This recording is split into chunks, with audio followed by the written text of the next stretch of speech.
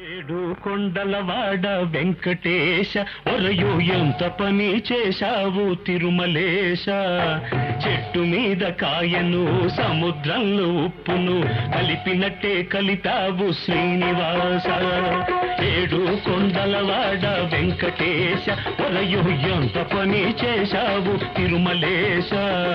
చెట్టు మీద కాయను సముద్రంలో ఉప్పును కలిపినట్టే కలితావు శ్రీనివాస.